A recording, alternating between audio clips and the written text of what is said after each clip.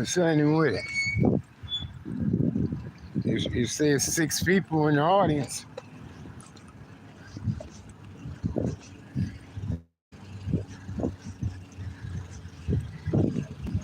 Just tapping in real quick. Wish everybody well, man. Wish everybody well. I'm not doing so good myself. I ain't gonna lie about it, bro. This shit about my grandkids is killing me, bro. You know what I mean? How them motherfuckers just trying to act like they just straight out trying to cut us completely off from my grandkids, man. Cut my son completely off from his kids, bro. How can you do some shit like that, bro? And they ain't got the right to fucking have them, bro.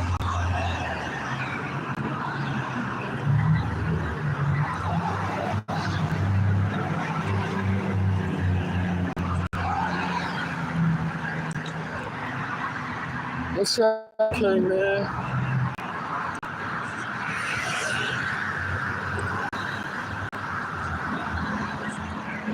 I'm fucking pissed, bro.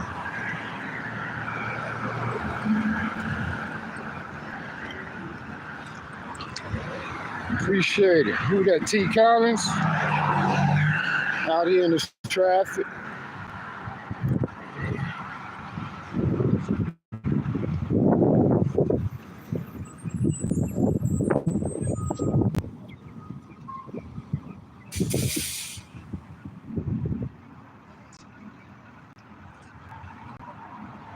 See, they got chilies, cabbage, yams.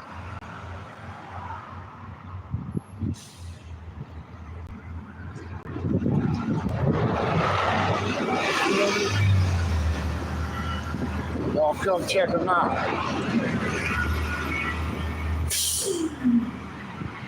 Y'all come check them out, huh?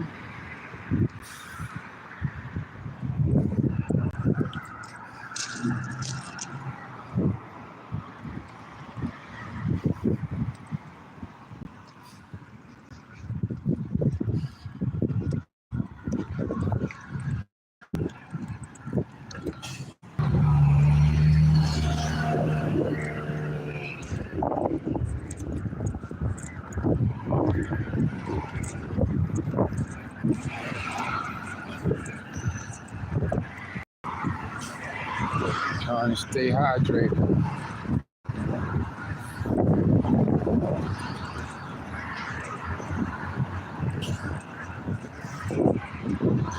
That nigga looks like Deion Sanders on that bike.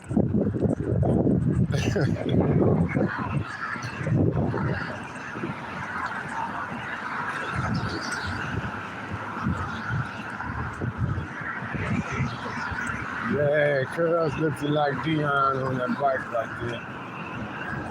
Check me out. What's going on with you, K, man? And T. Collins? What y'all got going on right now?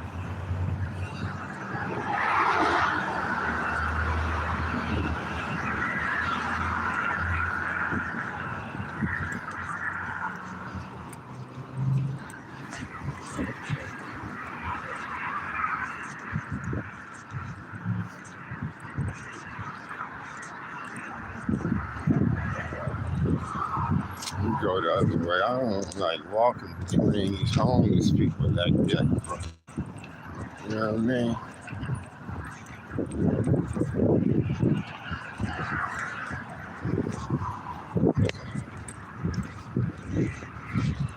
Motherfuckers look at me funny sometimes when I put my mask on around them. I'm like, yeah, I don't trust it, bro. Yeah, I'm right, I don't trust it. That's why I walked all the way around this way. Instead of cutting through the cut to get past these two dudes right here, man. How you doing, brother? They over there drinking. Fuck, I'll do my glasses, yo.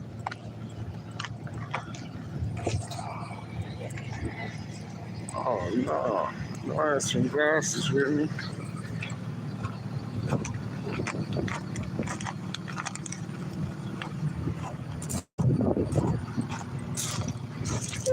I thought I brought my glasses. Man. Let me get them on so I can see what I'm saying.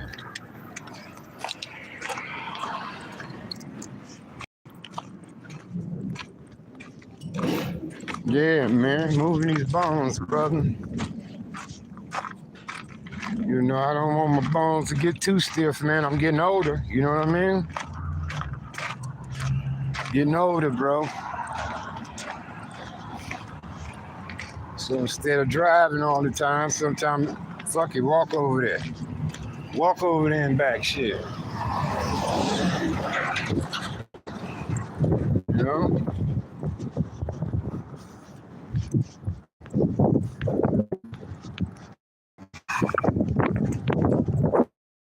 Through that book, I found that part in there where he said he hit a Putin to help him with the Black Panthers, though. He was saying with the Black Panthers, that cop. But you know, he ain't giving you no time frame, none of that type of shit, bro. He just telling you some shit that eventually supposedly happened. You know what I mean? And he put some nigga out there. He putting all kind of niggas out there for snitching. For snitching for him, bro. Putting all kind of motherfuckers out there for snitching for him, bro. I gotta go around, man. I ain't even around this, man. Shit. Not gonna do it. I'll go the other way back. Yeah, but I found that part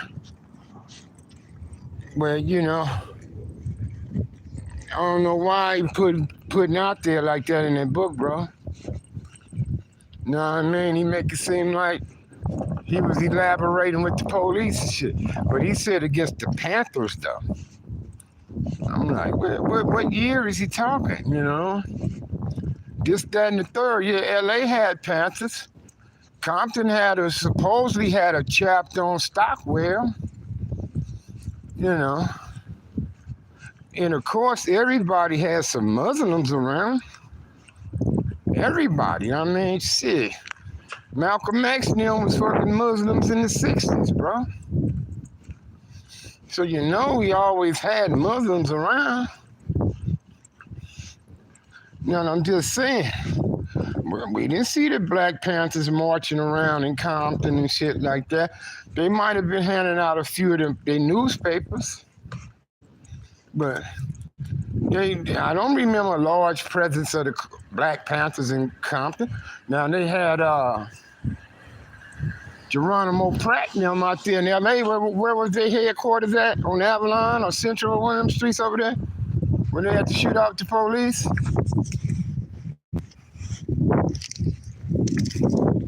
Geronimo Pratt and them? And I'm saying at that time, you know, the Crips really didn't have no strong popularity at the time. What year was that? The shootout with Geronimo Pratt and them? See, I'm gonna have to dig up some history and shit, bro, so I can be accurate with my with let's say my opinion on it. You know what I mean?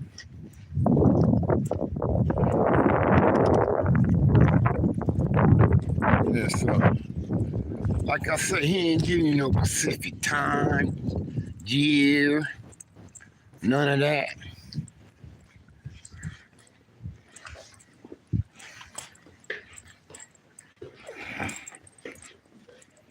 None of that, cuz he just telling you shit. And he crunching shit old and new in between each other. So it ain't in no order or nothing, bro. You know, so I wonder what year was that. I wonder what year was that. He said what he said about putting. I wonder what year was that. What year was that, bro? You see what I'm saying?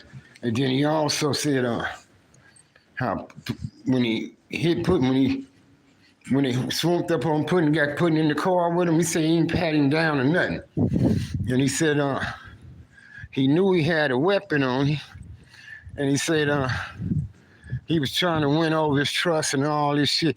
So they drove somewhere, Walter Alley. Walter Way it was an alley called Walter Way over there on the west side or something. He said that's where he went up in between some clotheslines that had rugs, and he talked to Putin about working with them and shit against the Panthers. You know what I'm saying? But the shit is not adding up, bro. Even his time frame with the Panthers, because he said, this is what he said. He said, he knew Putin had a gun on him. He said, because he couldn't go nowhere without one, right? Now, let's say, if it was a time frame that I would have to estimate around the time, let's say, Putin was packing guns and carrying on, I could say at least about 74. Because that's when he hit me in the head. Remember I told that video about how Putin swooped up on me late one night. I was cripped out in the city. He said, you lucky you a little nigga. And hit me in the head with his gun. That around 74, 75.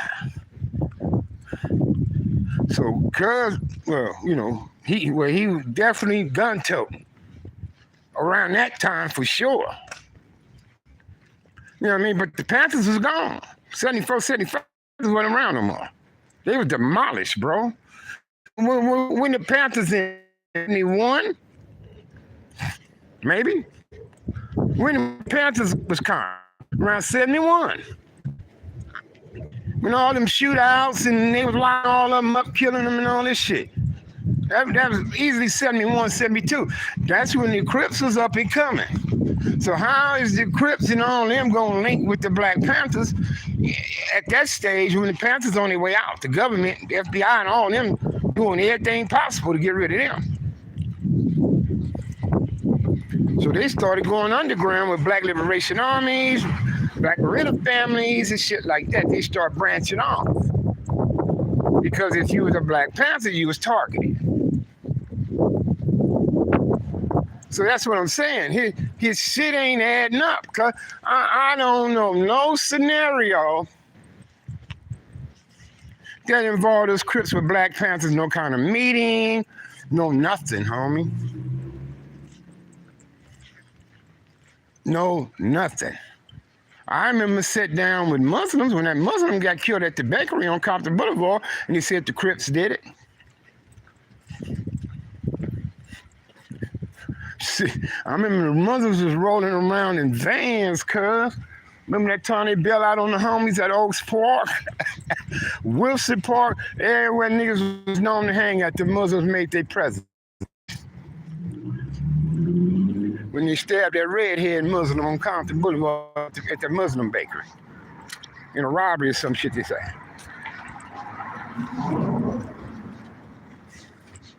So that's why I say, his shit ain't adding up, bro. Because the book was published in 2011. So that's why he's so fresh about the book. Because he planning all that before Santana was even out. When I committed, when the shit happened with me, it wasn't no Santana then. Not at that time. But yet still, that's where he labeled me from being from. Because Santana hold popularity. Popularity. Some motherfuckers, I think they just be sprucing up their stories for sales, bro. Because in some of the shit he say took place, he telling you as if he was the motherfucker that did it. How you know if a motherfucker was grunting or whatever while he was being beaten? Or how you know a motherfucker was doing whatever they was doing at that moment when you wasn't there, because you claim y'all came after the fact. Y'all came after the shooting, after the beating. So how the fuck you know what they was saying as they was getting beat or shot? You wasn't there. You wasn't as if you was. Even how you was saying how they beat my homie Bully with them golf clubs and shit, homie. You made it seem like you was there. Like, you know, like you heard word for word, this and that and that and that. But y'all came up there after the fact, bro. After the fact. After all that shit happened, then y'all showed up. You know, but he telling them stories like that. Come on. Wow. Talking about his informants and who he got to snitch on motherfuckers for him and all kinds of shit, man. I'm like, damn. You know what I mean? Accusing people of killing motherfuckers in that book, and they ain't been convicted for it. But he's saying they the killer. He's saying they the killer. Yeah, man, I'm slowly going through this book, cuz, I mean, slowly going through this motherfucker, man. And he talking about how he was fucking with a broad that was addicted to drugs and shit, you know? I don't know if he was getting information out of her, but how the hell is he? But I'm saying Lonzo said he was a declarated cop, and did you read his book, Lonzo?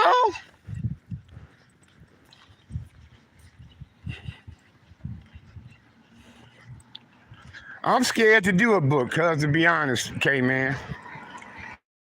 I don't even really want motherfuckers to know nothing about that, my past life, cuz, to be honest.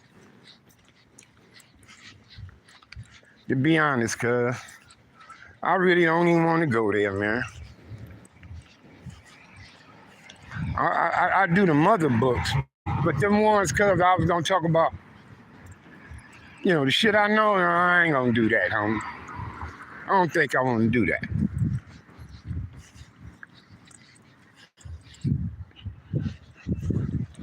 You know, I seen too many niggas, cuz, but said different shit on camera, bro. Yeah. So I said, I'm motherfucking shit, man. Come on, cuz. Something ain't right here, you know. So the type of shit he talking, cuz, I don't know nothing about, bro. I don't know nothing about. Yeah, the Panthers had an LA presence. Yeah, they started in the Bay Area in Oakland, as we all know. Then they chapter sprouted they end up in LA, St. Louis, Michigan, New York. You know, you had them everywhere, bro. That's right. Panthers, and like I say, I known of supposedly it was a Compton chapter on Stockwell, supposedly. But I didn't see much of them around my area or nothing like that, if they were. Now, like I say, you see a few of them in and around Compton Boulevard here passing out newspapers. Like the Muslims used to do. The Muslims used to have the pies in the papers. The Muslims, they got the pies in the paper, huh? You know what I mean?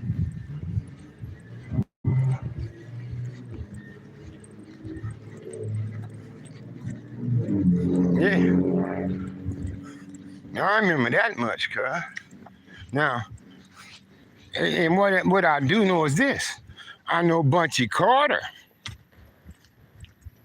Bunchy Carter was the main man in regard to converting the gangs in LA into the Black Panthers.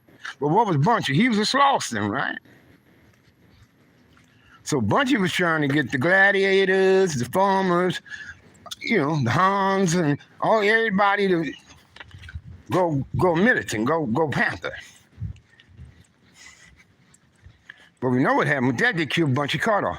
He also mentioned the U.S., the United Slaves Organization. I mentioned that too. How the FBI was able to get them and the Panthers to go at each other. I talked about that. Got the Karinga dude up in there and all that. I don't really like dude because I favorite the Panthers over them dudes. And like when that girl got killed for the juice at the store and we had to rally at the church in LA, I came too. That's when I was doing my Afro-American shit, red, black, and green. You know what I mean? And I was there. And I remember when Karinga got on the stage, but his name turned to Professor something. He became an MD, a doctor. Had a PhD and all this, that. He was a very sharp dude. But when he got up on there, I wasn't feeling his ass, bro. And that's when I was invited to come up stage with Jim Brown and Mayor Can, because when they called Jim Brown to the stage, Jim Brown say, when they called me, I want all y'all to come up there with me. You know what I mean? So when they called Jim Brown, they all turned around to go up there with him. A couple of my people who end up with Jim Brown, they looked back at me and said, come on, Swag. I said, what for? Ain't a Mayor Can. You know. Yeah, Latasha Harden. I was at the church when we had the rally for her at that big pastor church from LA out there. Ron Karinga was there, Jim Brown, all kinds of people was there. Shit, Bill Russell might have been there. Bill Russell, I mean, that motherfucker was, you know, people who was supporting that blackness showed up on that, bro. I was right there in the building. Right there in the building, bro. This is what I'm trying to tell y'all. Like, as soon as shit happened, before it got dark, we passed through with Motel cocktails in my homie truck. We'd ready to burn the motherfucking store down, but they had police protection. So we just kept on driving. Had police protection, bro. We'd ready to bring that to the dirt. We ready to bring that building to the dirt, bro. But it had police protection. See, a lot of motherfuckers, this one I was making that turnaround in my life. I co-founded an organization called Afro-Americans for Peace, AAFP. Me and two of my partners, we co-founded an organization called Afro-Americans for Peace. We're trying to bring some peace within the community, get the violence to stop, et cetera, you know what I'm saying, doing our thing. So, but later on, we changed it to All Americans for Peace because we realized how the Brown wanted peace in their community and everybody wanted peace in their community. You understand me? So I was involved with Project Hope, Impact, the Community Youth Gang Service. I was out there doing shit, bro, for the community, cuz I wasn't getting no money or nothing. They wasn't paying me shit. I was doing it from my heart, bro. I was at Inglewood High talking to kids. Compton Unified School District talking to kids. I was a witness at a congressional hearing in the city of Compton, homie. You understand me? I mean, I was out there in the fight. Now this is 87, 88, 89. And a lot of niggas who was in the fight now, they wasn't in the fight back then, bro. They was the ones fucking up the community.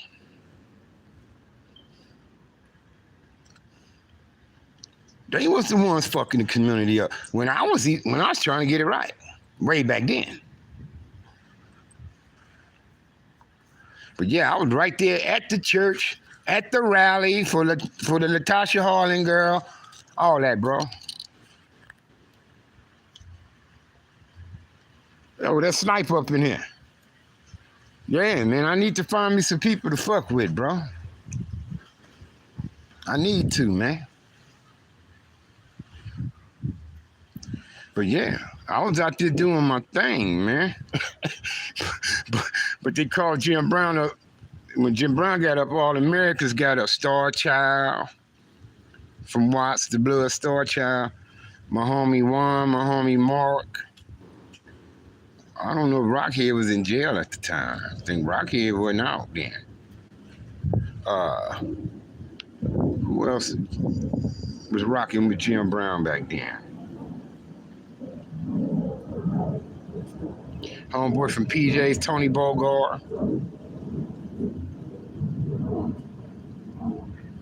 Yeah, that's who was with Jim Brown back then. But when they all went up to get on the stage, my homies didn't say, T. Rogers was probably there too. I think he was there. Yeah, I think T. Rogers was there. I don't know if he was working with Jim then. I don't know if he was working with Jim or not back then. But see, the dudes who formed the AAFP with me, they end up joining Jim Brown. But Jim Brown was looking for me though. Jim Brown was actually looking for me. He was asking everybody where the dude at, walking through the graveyard and was on West 57 and blah, blah, blah. Because Jim Brown seen me on those. He was asking where that dude at. So the two dudes that was fucking with him out my hood, they say, oh, that's my nigga, da-da-da-da-da. So Jim Brown said, okay, well, have him come to the meeting. That's when he's had the meetings out in Hollywood. So have him come to the meeting. They never brought me. Never brought me, bro. You see what I'm saying? So I don't know what they was telling him, but they never brought me. Because I heard it was Star Child. What Star Child was from? Hacienda Village out of Watts.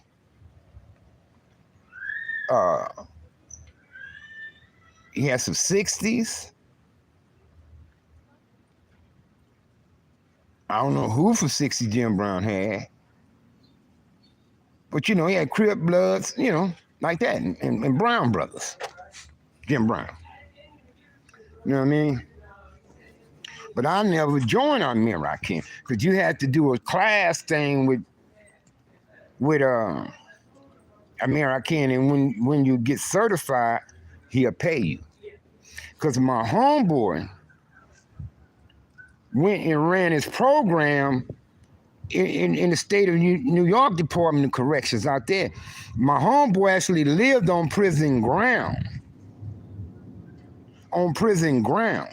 and did Jim Brown American program in one of them prisons out there in New York. My boy Juan Longino. Then Mark Thompson ended up working for Jim Brown too, and as we all know, Rockhead was working for him. But they wouldn't bring me to the meeting. When he was trying to find me, they didn't bring me. And them niggas knew how to get me, bruh. But I don't think they wanted to be outshined, and they wanted to get their own asses in first. And I'm not mad at them. But once they got themselves in, then they gonna try to, the way they try to go by recruiting me, by telling me to come on up there, when everybody who was going up there with Jim Brown was American, and I wasn't. I was still All American for Peace. I was still AAFP. I'm not a jump ship nigga, turn your back nigga on nothing, bro. We had our own thing, but they moved on to bigger things. They moved over to Jim Brown. And I never got involved with the American program.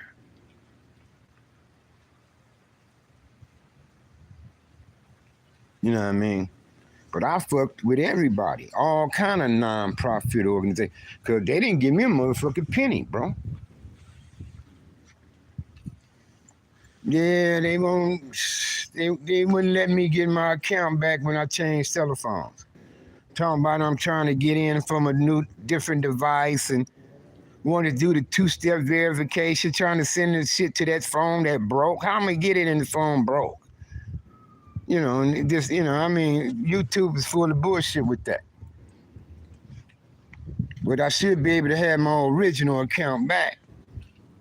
They know this. They know it's fucking me, bro. Why the fuck they give you a username and a password? Because it's us. That's why they gave us a username and a password. What the fuck we need is two-step verification for.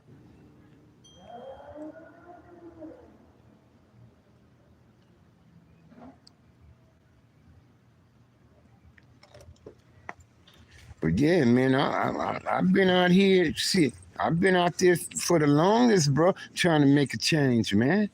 This shit just didn't start happening with me, a few years ago. Blah blah blah blah. Man, I'm talking about over 35 years, man. 35 years, bro. Actually trying to make a difference, man. Shit.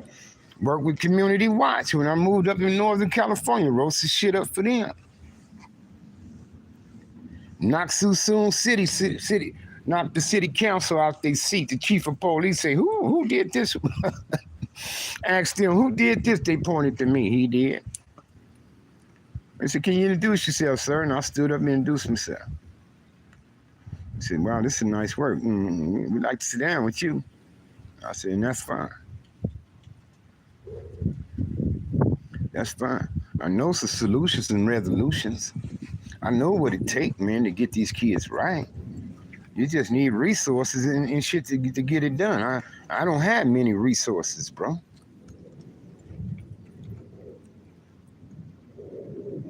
I don't have many resources, bro. And, you know, and the little I have is not enough.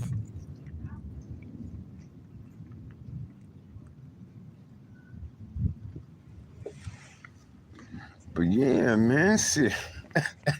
Your boy know a little something, y'all. Shit. You know, about the political shit, you know, this, that, and the third, man. Shit, Congressman Congressman Merv Donnelly was my man. I got a congressional award for my community service from him. Got the congressional seal and all that shit on it, bro. And he awarded to H. Sag Hartfield. He put SAG on the motherfucker. H. Sag Hartfield for his service in the community and da da da da da da. Told me if I needed a grant, whatever, blah blah blah, for me to contact his office. I should have took advantage of this shit back then, bro, but I didn't.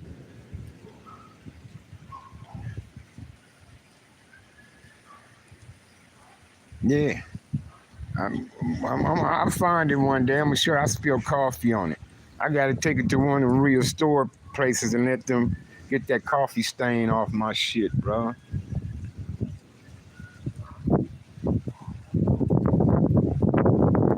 Yeah, I was showing it to somebody who was on the table, man.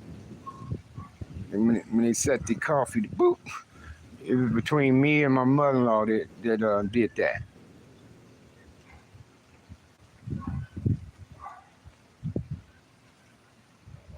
Yeah, man, shit, your boy been around, man, for a minute, man, trying to bring about some change in this shit out here, bro. I mean, I'm telling y'all, man.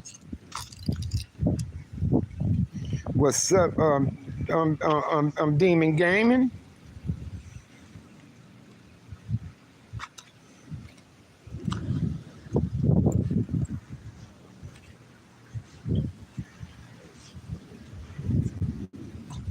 Oh, shit. Feel like I can use a nap because I ain't sleeping at night. About to spark up. Yeah, I ain't heard out of William Sands in a minute, man. And K-Man, T. Collins, the sniper I hollered at, and Dominique Gaiman. Dominique Gaiman. Yeah, man, but dude all over the place in that book.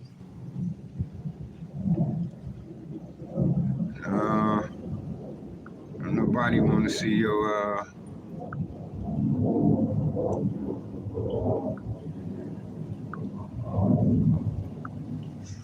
nobody want to see that. So I have to get rid of them. What's up, D Smith? Yeah, I just got to taking a walk, bro. Just got to taking myself a walk. Feel pretty good. My neck ain't as tense no more. Back feel a little better. And it looked like I can get a nap in because I'm not sleeping at night.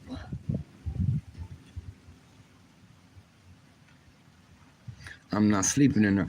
But this book is gonna take a little time for me to. That book is gonna take a little time for me to find all that shit in there. Like I said, I found that part on throwing Puddin' out there, Sylvester Scott. I'm like, damn.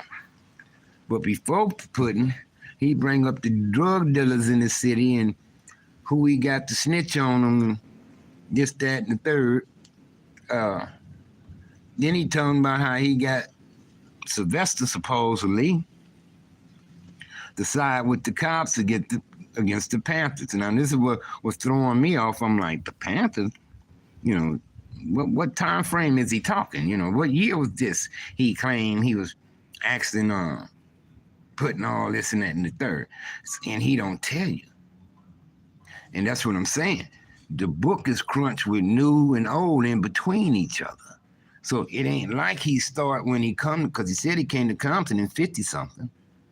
He said he became a Compton PD in 68. So what year was it when you supposedly talking and putting in this and that and that about helping young? What year was that?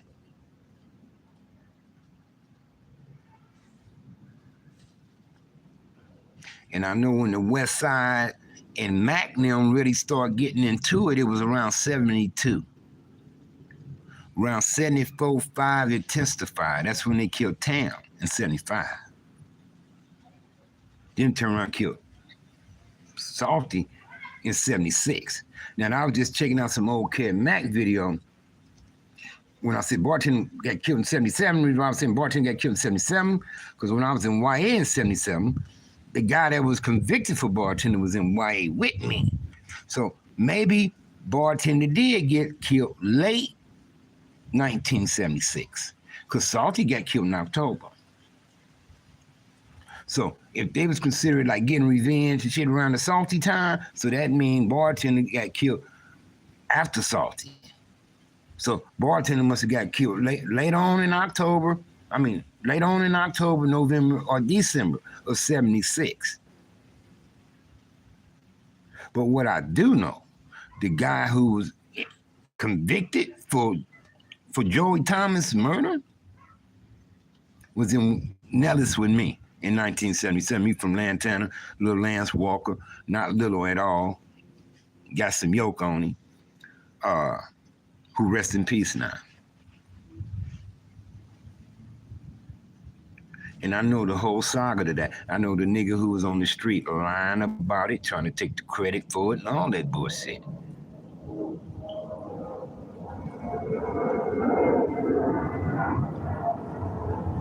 And Lance told me exactly how it fucking went down.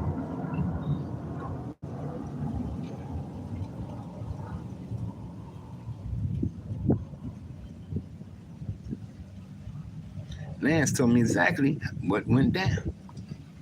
Because I told him personally, like, cuz if you had a known bartender, so you wouldn't have shot bartender, cuz I said, he bartender cool the motherfucker, huh? That's what I told him. I said, bartender was cool, huh? I said, if you had a known him, you wouldn't have tripped on bartender, bro. Told him that with my own mouth.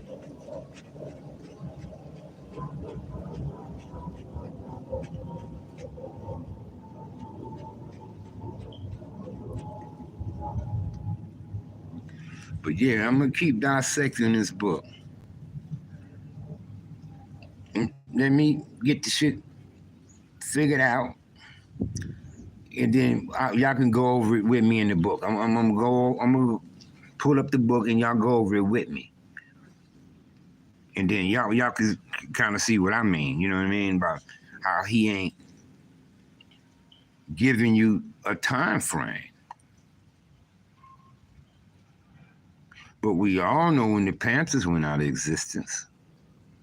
We all know when Geronimo Pratt and the LAPD and LA Panthers had to shoot out on Avalon Central, wherever they was, back 70-something. What was that, 70, 71s or something like that, 72? That's what I'm saying. Panthers on their way out. How can you be bringing the Crips and Bloods or whatever into the Panthers when the Panthers on their way out?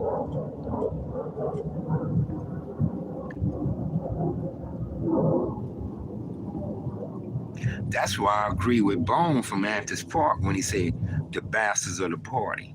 B.O.P., the documentary he did with HBO, because we are like the bastards of the party. They got rid of all our uncles and dads and big brothers and cousins who was Black Panthers. They got rid of them. I either got them to fold up and fall under some other shit. So we didn't have them around like that. That's why the gangs was able to flourish.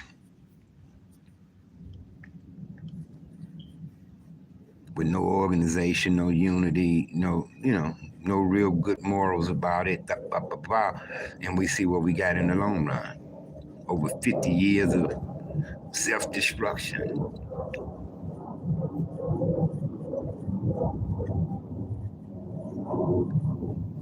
Years of self-destruction, man. Killing each other, bringing each other down. Ain't even allowing motherfuckers to advance, man. I mean, certain areas that motherfucker couldn't even go up in. You like, I ain't going over there. Because you knew better. And what kind of way is that to live? I mean, one time my daddy, call my daddy, man, shit. He go up and over there in Ludus Park to the old country eggs for city folks, man. I'm like, Pops, I can't be up over here, man.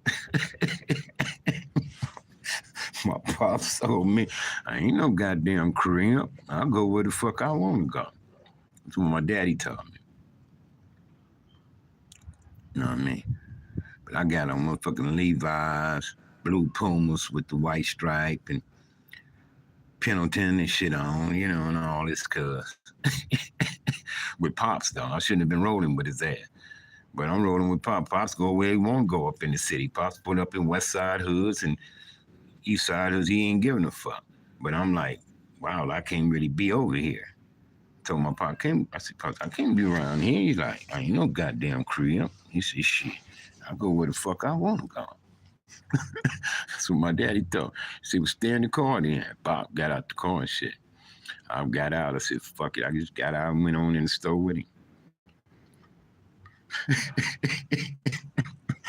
Yeah. My dad said, ain't no motherfucking crib. I go where I want to go.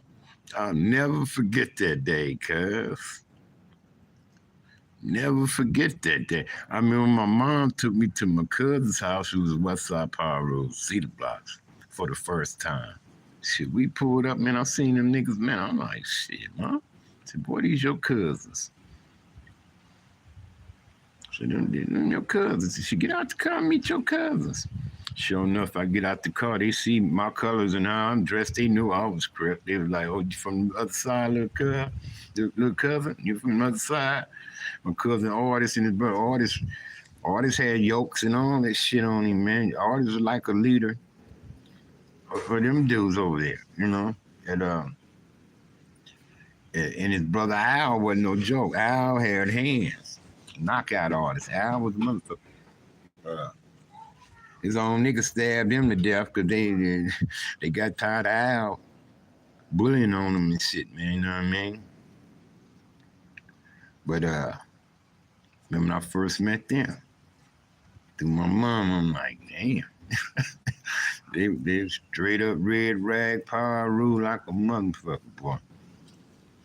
Tell you, my wife's side of the family got some big time Bloods in their family. West Side Georgia Street mob. What's up, Mr. Coronado? My man. My man.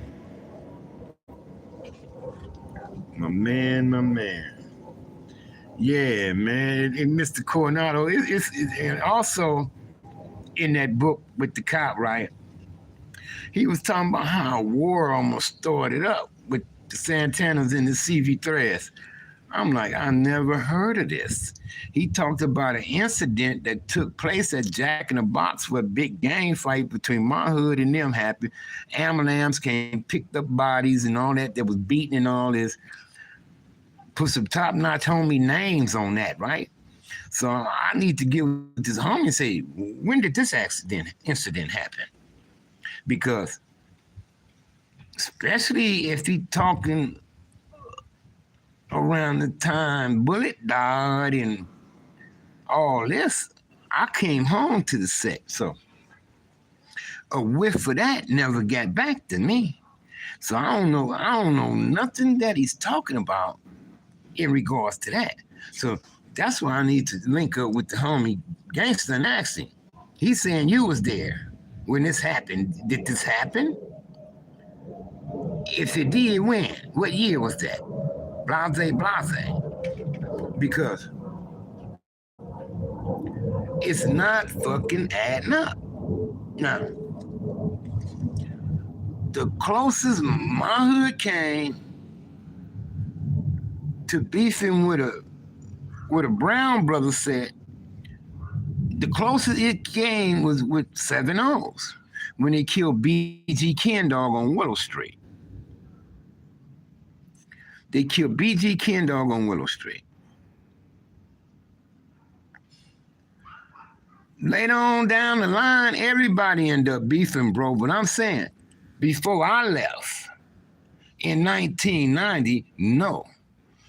We wasn't beefing with no CV3s, no 7. We almost with the 7 O's. We almost. And that only went down because we had a bunch of Brown brothers who was SBC that stayed on Willow Street. And Paragons ran with them. Linwood Vadio Paragons. The Paragons is getting into it with the 7 O's, but had some of the Brown SBC dudes with them when shit go down.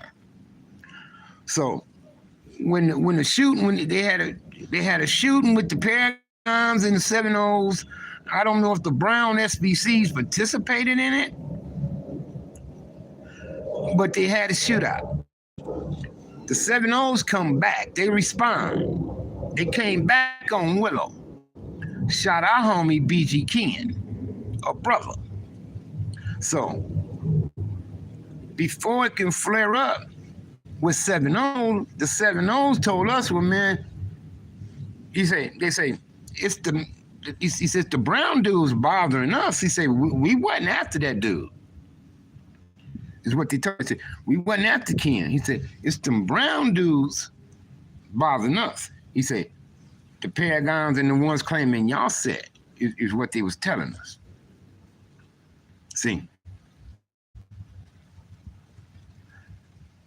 And something was said to our Brown SBCs about getting involved in Brown beef, because we told them we don't beef with them. We ain't got no beef with the Brown brothers over there. We don't have no beef with them. And we told them, y'all can't be involved with the Paragons and their business and this and that. And y'all got them over here in our hood hanging with y'all, and we losing our people behind it. So we told them, I'll cut that out. So we really didn't go after 7 O's for when they killed Ken like that, because they kind of explained to us it was a mistake, but we wasn't after that dude. We weren't trying to get that dude. And then they explained that to us. But on top of that, I had a sit down with Big Ditto from Largo about them doing the same thing with them. And that's when I had to sit down with them on Willow. We called me Benito, Mingo. I don't know if Juju was out at the time, but I can't get all their names out right now. Benito, Mingo,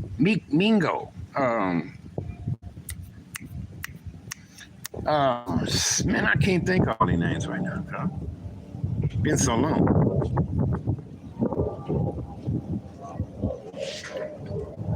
But that's what I told him. I said I had to sit down with Big Ditto, man. I said Big Ditto makes sense. What's up, God's favorite team? Yeah, see, you said you had a cousin from the Paragons? Yeah, the Paragon is a branch of the Threads. The Threads used to go to Linwood and party, and they formed up that group. The Threads and the guys they was hanging with, going to party with in Linwood. So I remember when the Threads and the Paragons had a real tight line, but the Paragons was hanging with my Mexican brothers that was SBC, but Willow Street. See, we had at least 40 of them on Willow Street. Brown dude, Chicanos, about 40 of them. Boop, they just popped out of nowhere on Willow one day. They popped up like weeds, man. Because like I say, the first one was Juju. That I know now. And, then next thing you know, all these Benito, Mingo, Louise, Chewies, and everybody came out of nowhere, and they was blocking it up. And we was fine with that. But we wasn't paying attention to them when they was getting loose. They were starting shit with their own people as well.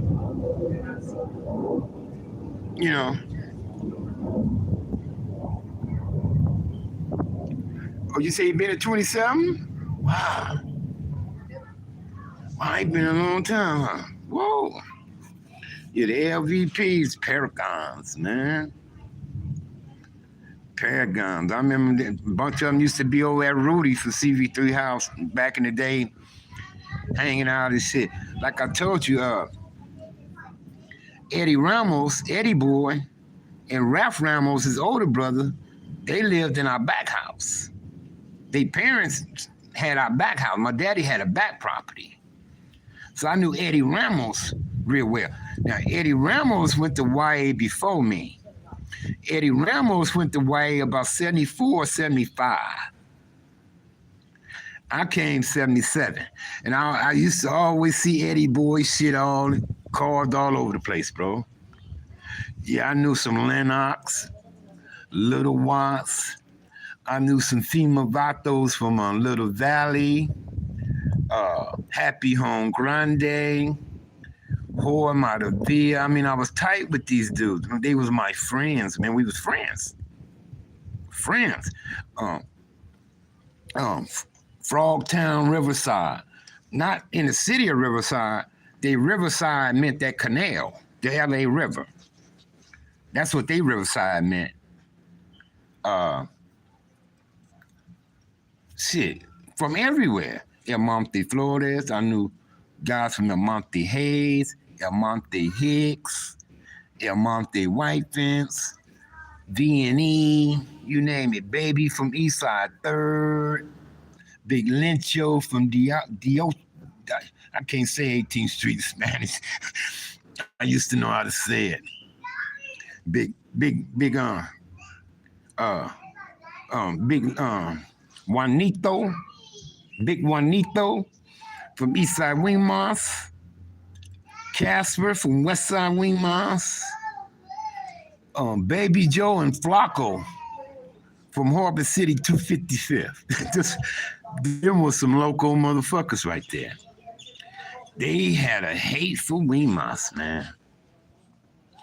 And I used to favor Wing Moss because Wing Moss, there was a bunch of them up in there. Bunch of Wing Moss. But it was just a few sprinkles of Ranchos and Harbor City like that. But the two Harbor City dudes that I met, they had a hate for Wing Moss. And if they ran across one, you had to get down with them. You know what Flacco and Baby Joe was in there for? They came on the school bus and killed two dudes from Weymouth, Chongo and somebody else from Eastside Weymouth. It was all in the papers and shit when they did that. They got AC 255th Street on their necks and shit. Yeah, but Baby Joe was Negro. He was kind of brownish. He was Negro-like looking. Baby Joe.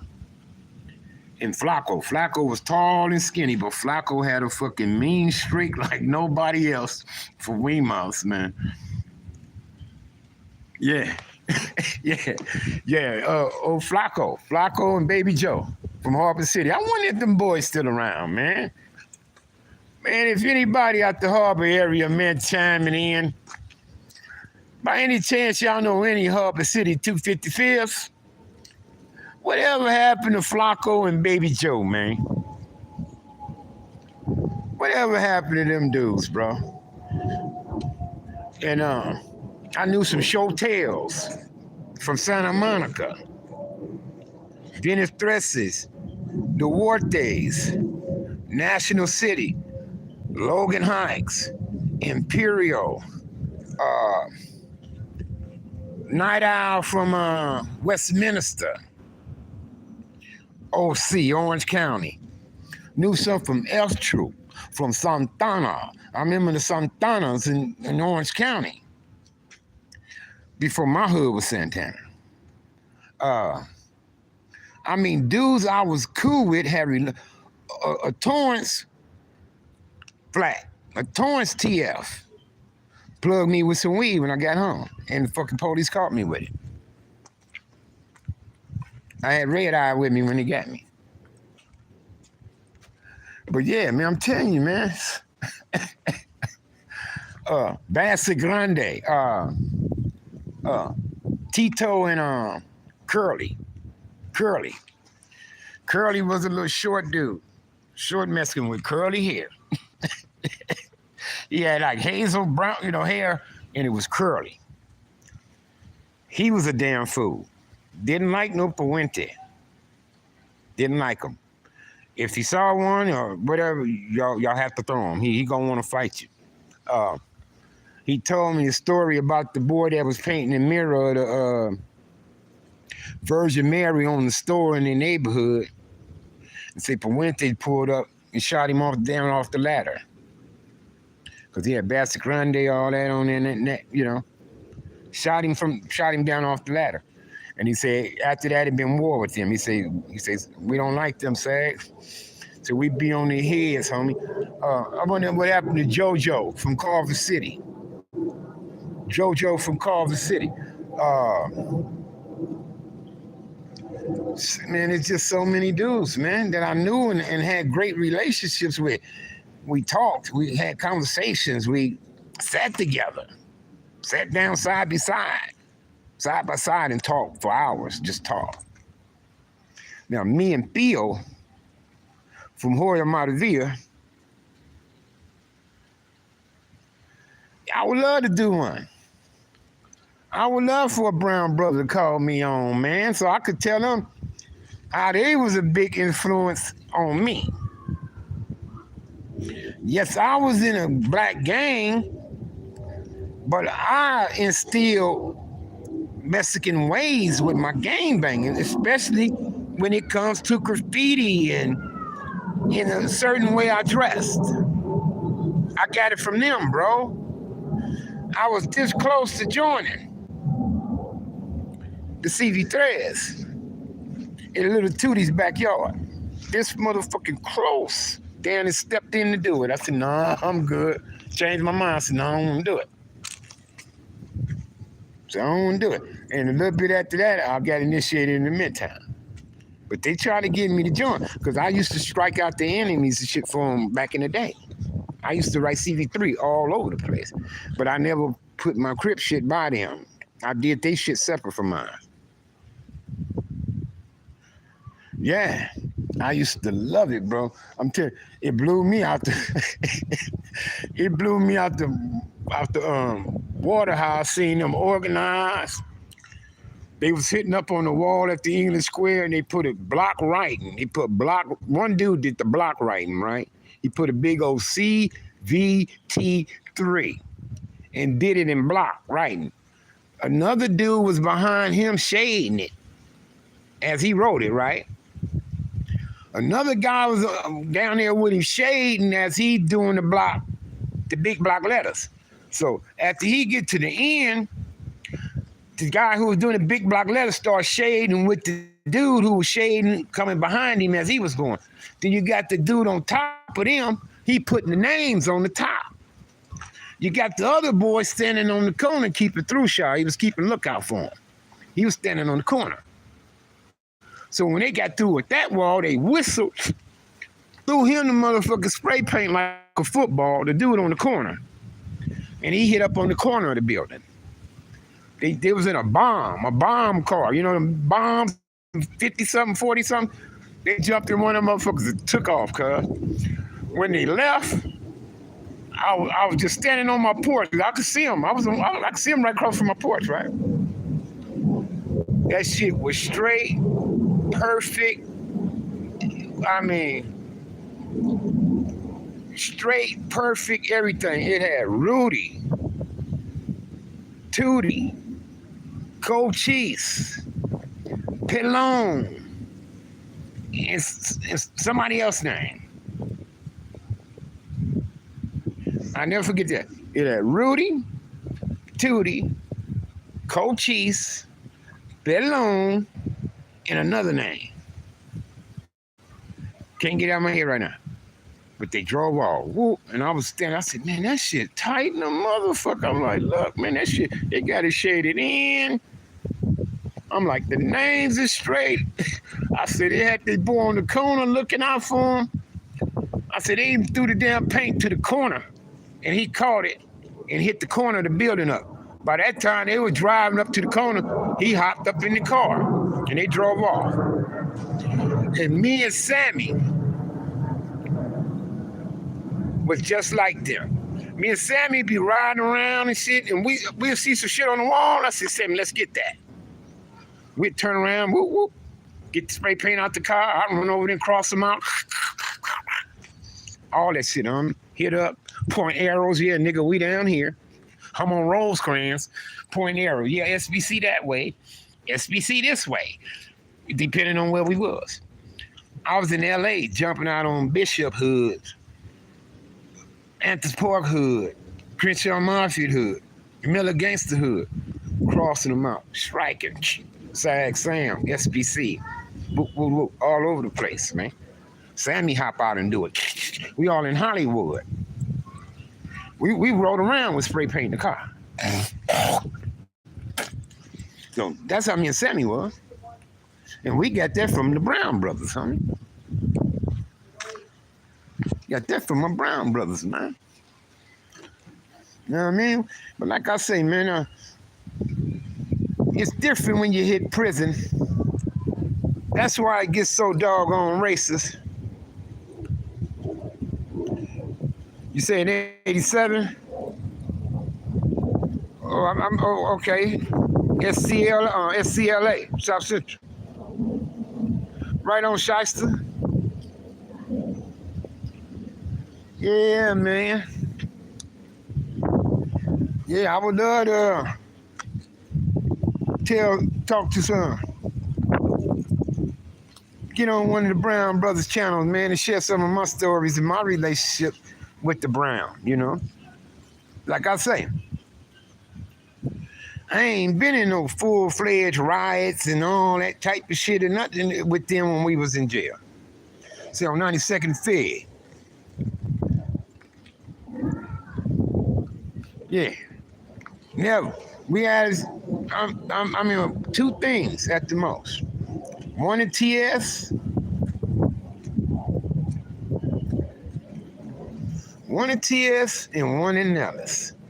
But it wasn't no full-fledged riot type of circumstance. Nothing like that. You know what I mean? Wasn't nothing like that, bro.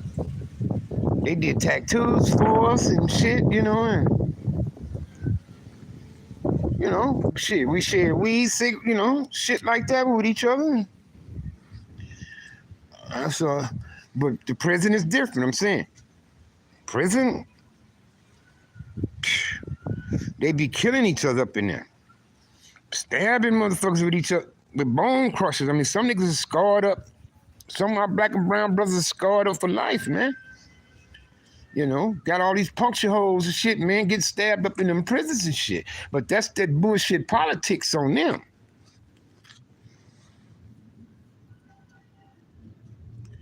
Yeah, the 18th Street is cool with the Hoover, because the 18th Street had a Hoover clique. They got a Hoover clique, the 18th Street, Hoover Street clique. And but they talked to Hoovers about it. They asked the Hoovers, you know, is we good with that? And Hoover said they was fine with that. That's why them and Hoover real cool. Yeah, man. Yeah, you know. See, the Brown brothers, they the only ones stuck with their guns, man. You know, they still dress the same, like cholos and, you know, pachucos, and, you know, they still kept the tradition, kept it rolling. The black gangs, they tradition, it cut off. You know, motherfuckers ain't wearing brims no more, and jeans and denim pants and shiny shoes and Pendletons and leather jackets. Gang members now look like rappers, homie. They all look like rappers and entertainers, the gang bangers today. They wear designer belts and skinny jeans and, you know, gold, and, you know, they look like motherfucking Young Thugs and Gunners. That's who they look like. King Von in there. They look like rappers and entertainers. Gang members now. They outshining their own ass. They outshining their own ass. I seen a nigga in the store the other day, right? Check out these young niggas' mentality. See a nigga in the store the other day, right? Him and his girl get a man the money for the stuff, and he say it's 503, 303 is what it is, or whatever he was telling. Dude said, "Well, I got 3 cents." I guess he didn't want all that change, so he digging in his pocket, realized he ain't got 3 cents. So the dude gave him a solid change back anyway, right?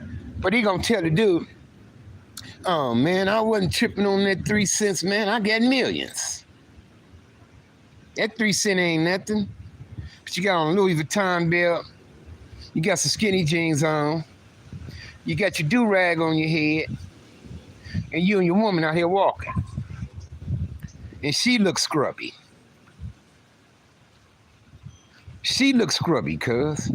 Now, come on, homie. Let's be serious. If you had $1 million, I wouldn't even saw you that day. You wouldn't even been living over there, not over there. You know them apartments I told y'all, some of the worst ones I know since I got in Vegas. And since I've been here, quite a few people been killed in them. And I told y'all I know everybody up in the motherfuckers. That's my nephew Stutterbox was in those. My nephew Lil Country was in there. My nigga Chief from Disciple, Black Disciple in there. I knew everybody in there. The nigga from Brims, everybody. I knew everybody over there. You know what I mean? Knew the young niggas that killed that girl over there recently, shooting at that other nigga over there and this and that. I know all the motherfuckers. Know the daddy. You know what I mean? It's my duty to know my surroundings. So if niggas getting down around me, I need to know who they are. Because if some shit slide back down on me, I ain't got time to play with it. I need to know how to deal with it, bro. But yeah, this nigga talking about he got $1 million. I'm like, no, nigga, he ain't got no motherfucking $1 million. And then, when I come driving around the other way, coming back from nephew's spot, I see him and the girl walking. They hear another one. I say, and you walking. I say, and you out here walking, cuz, but you in here tell the nigga in the store you got $1 million and you coming out the worst motherfucking apartments complexes I know on this side of Vegas. I'm like, nigga, if you had $1 million, I wouldn't even have saw you today. You wouldn't have been nowhere over here. Because you wouldn't have been living over here like that with $1 million. So come on, bruh. Just because, nigga, you got some goddamn designer jeans on, you got a little jewelry on your neck, cuz, don't make you rich, homie. Don't make you rich, homie. Even if you got a couple of racks and rubber bands in a shoebox somewhere, it don't make you rich, bro.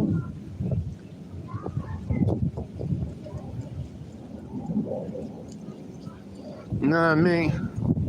And if you have some decent money, you damn sure ain't gonna be in the motherfucking worst goddamn apartment complexes I know in Las Vegas, where you're bound to get killed shit any fucking given night over there. Come on, man. You wouldn't be over there.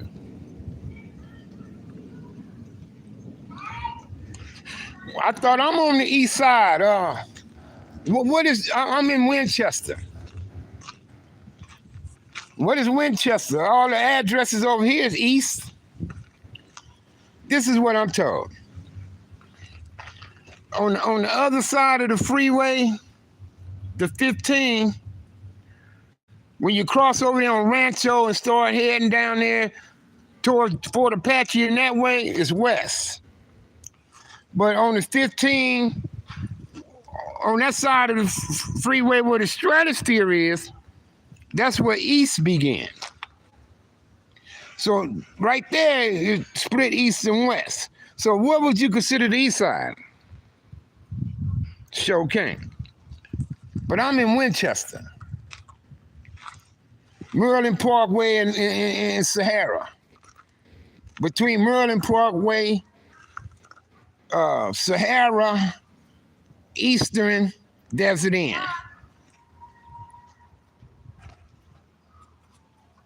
Now the apartments I'm talking about called soilers or whatever they call.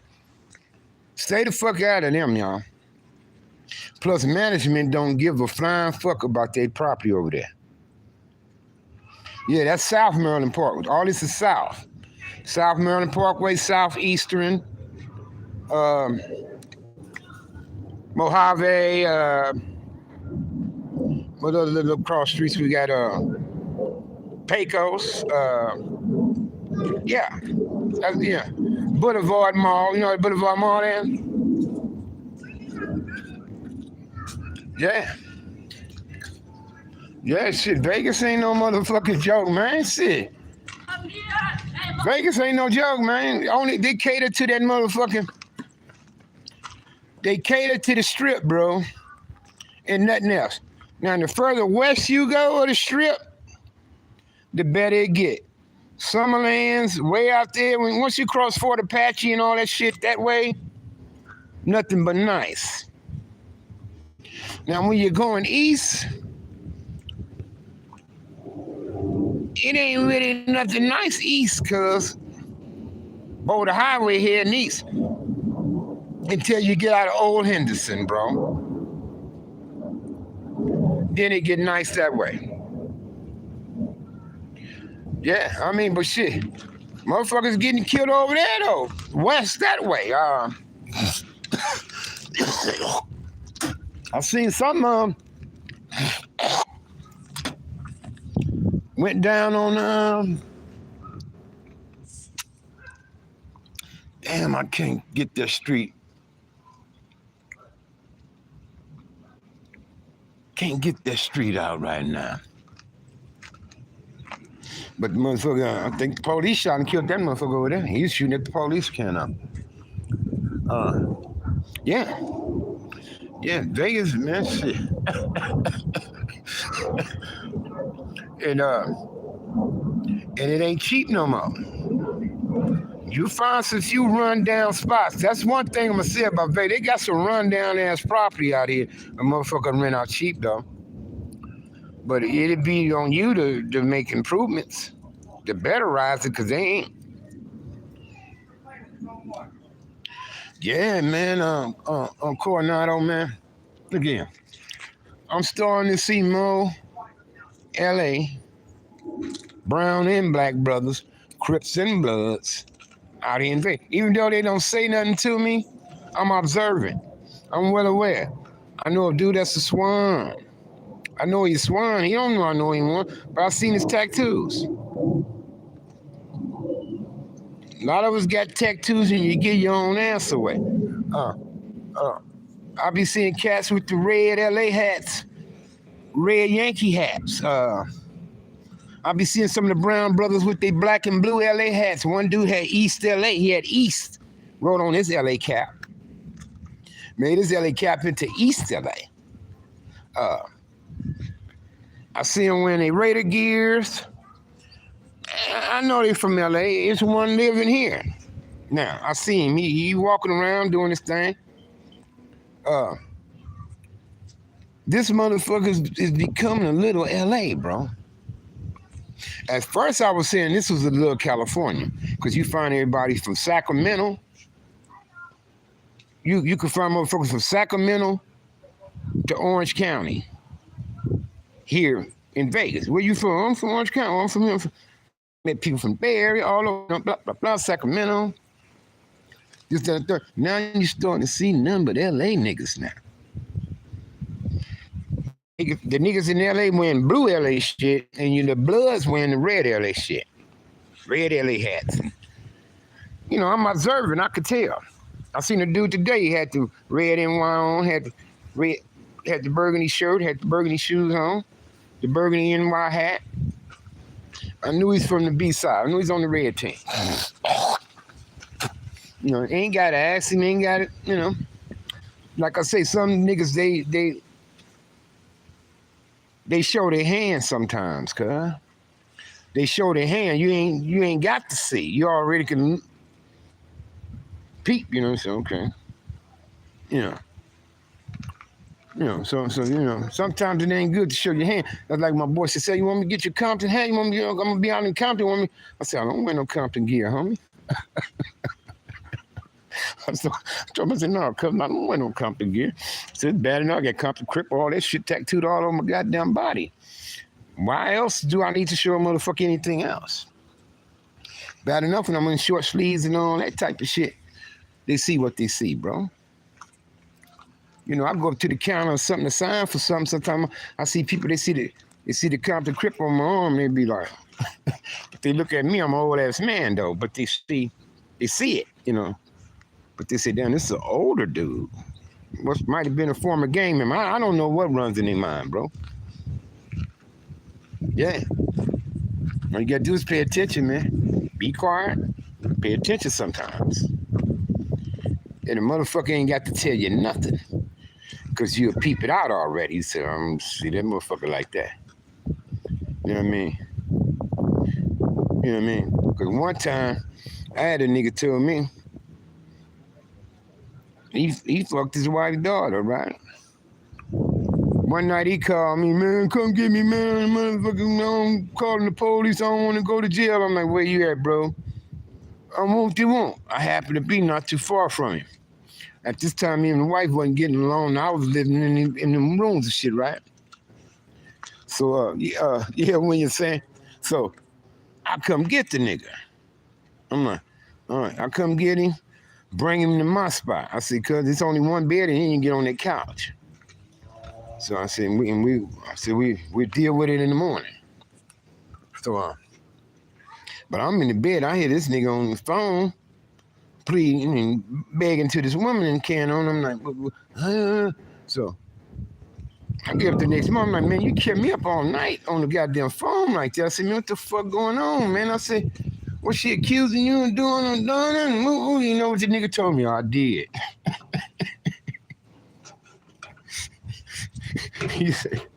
He said, I did. And when he told me that, I said, man, I don't fuck with niggas that do that kind of shit. I'm like, if you stoop that motherfucking low, I can't trust you. You understand me? And I know a woman do a lot more for you than I can. And if you turn around and do her like that, I'm not shit to do some kind of way. So he told me that. When that nigga told me to drop him off, when he asked me to drop him off, ain't seen him since, bro.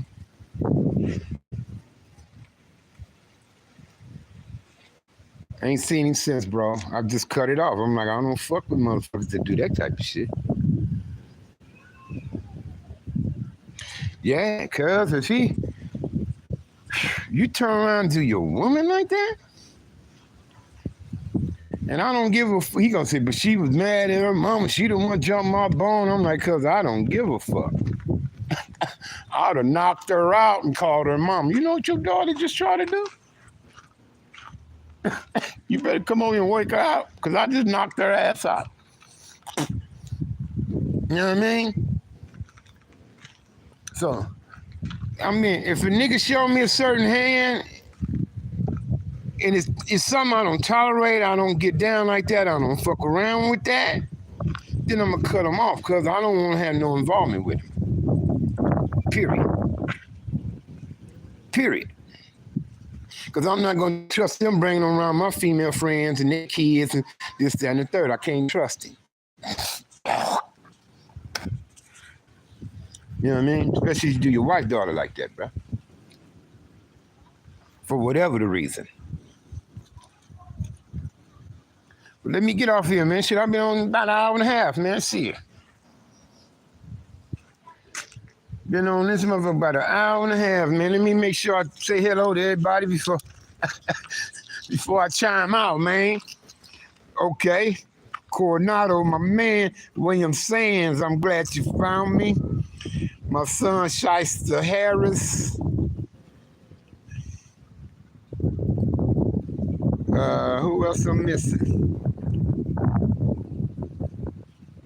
Son Shyster Harris, Mr. Coronado, Jose 520.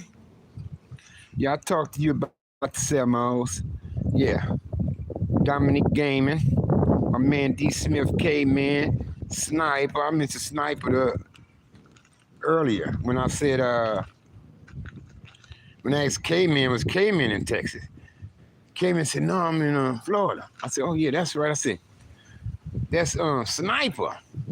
That's in Texas, but originally from Louisiana. And there go T. Collins right there. All right, man, I appreciate y'all tapping in.